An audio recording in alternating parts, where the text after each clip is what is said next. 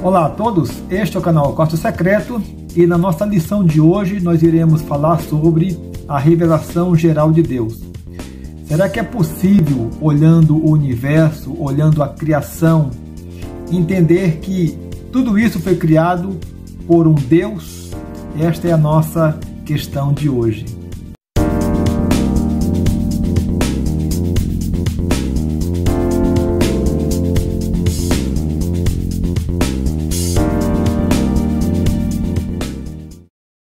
Revelação geral de Deus é o nosso assunto de hoje e nós começamos com esta frase: o mundo de Deus não é um escudo que esconde o poder e a majestade do Criador.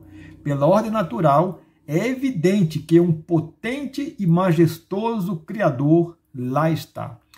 É muito interessante nós vermos que ainda hoje o mundo acadêmico e o homem de uma forma geral insiste em acreditar que o mundo foi criado por processos naturais. Todo o cosmos, toda a nossa natureza, ela apareceu por processos naturais, sem a intervenção de uma inteligência, de um ser, mas tudo isso aconteceu de forma espontânea e aleatória. E é muito interessante porque quando nós olhamos o próprio universo, e nos deparamos com a imensidão do universo, com a sua beleza, com a sua complexidade, com a sua perfeição. O cosmos ele é tão perfeito, ele é tão preciso, a ponto de o homem ter condições de prever quase todos os fenômenos que acontecem no cosmos, como, por exemplo, a passagem de cometas e muitos outros fenômenos, dada a precisão matemática com que o universo ele foi criado. Mas se nós olharmos também para o nosso mundo natural, a nossa natureza, se você pensar, por exemplo, no mundo marinho, por exemplo, a variedade de espécies, de peixes, de seres que habitam os mares, a sua beleza, a sua complexidade, aí tudo aquilo que envolve o mundo marinho é algo fantástico e é difícil entender como alguém imagina que tudo isso foi criado por processos naturais e de forma espontânea e aleatória. E olhe para o mundo vegetal também, todas as árvores, todos os tipos de árvores, de plantas, uma minúscula folha que você observa, você vê ali um desenho incrível, e tudo isso aponta que, de fato, o mundo foi criado por um ser inteligente, bondoso, amoroso e infinito. E é por isso que o Salmos 19:1, ele vai dizer: os céus proclamam a glória de Deus e o firmamento anuncia as obras das suas mãos. E, de fato, basta olhar com sinceridade, sem preconceito, para entender que nada disso teria existido por um acaso, por processos aleatórios. De fato, o universo, o firmamento, o nosso planeta indica que sim, o mundo foi criado por um ser infinito e poderoso.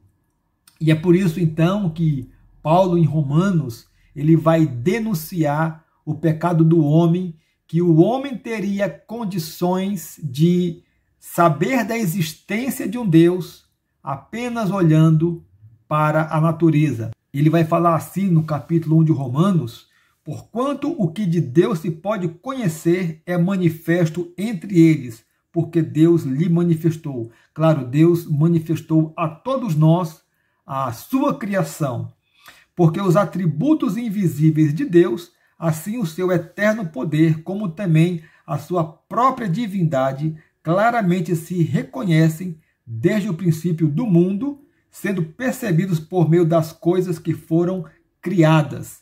E Paulo arremata assim: tais homens são, por isso, indesculpáveis.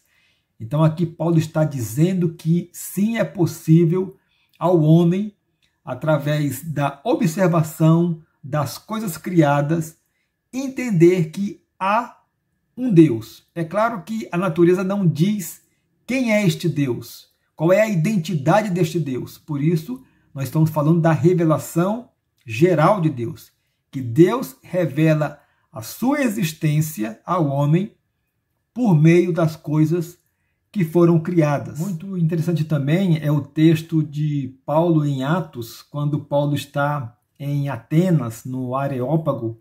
Ele está ali pregando para os filósofos da época, os estoicos, os epicureus, e ele está então falando no Deus que ele conhece.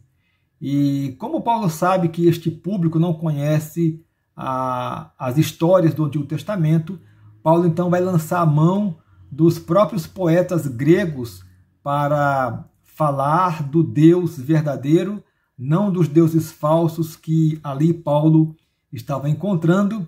E aqui ele fala assim: o Deus que fez o mundo e tudo que nele existe. Então aqui de cara, Paulo está afirmando que ele está falando de um Deus que fez o mundo e tudo que nele existe, sendo ele Senhor do céu e da terra, não habita em santuários feitos por mãos humanas, porque ali Paulo em Atenas estava se deparando com muitos deuses, muitos ídolos, cada um no seu nicho, cada um no seu templo, mas esse Deus do qual Paulo está falando, que criou o mundo e todas as coisas, não habita em templos feitos por mãos humanas, e nem é servido por mãos humanas como se de alguma coisa precisasse, pois ele mesmo é quem a todos dá vida, respiração e tudo mais.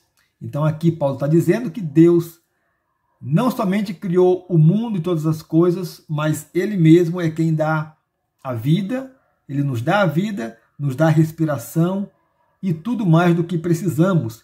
De um só fez toda a raça humana para habitar sobre a terra, para habitar sobre toda a face da terra, havendo fixado os tempos previamente estabelecidos e os limites da sua habitação, para buscarem a Deus, se porventura tateando o possam achar, bem que não está longe de cada um de nós. E no verso 28 ele vai dizer assim: pois nele vivemos e nos movemos e existimos, como alguns dos vossos poetas têm dito, porque dele também somos geração. Então aqui Paulo está usando próprio poetas pagãos, poetas gregos, que obviamente escreveram esse texto pensando em Zeus, no deus pagão, no deus grego, mas aqui Paulo está pegando este texto de poetas gregos e está aplicando ao Deus verdadeiro, dizendo que este Deus é que criou o mundo e todas as coisas, e quem criou a vida nos dá vida e respiração e mantém a nossa vida aqui neste mundo. É interessante porque no mundo antigo, os três grandes mistérios da filosofia e da ciência estavam ligados às questões da vida, de movimento e de existência. E nesse texto aqui, Paulo então aborda essas questões, dizendo que na verdade a grande fonte de todas as coisas é o Deus que ele está pregando.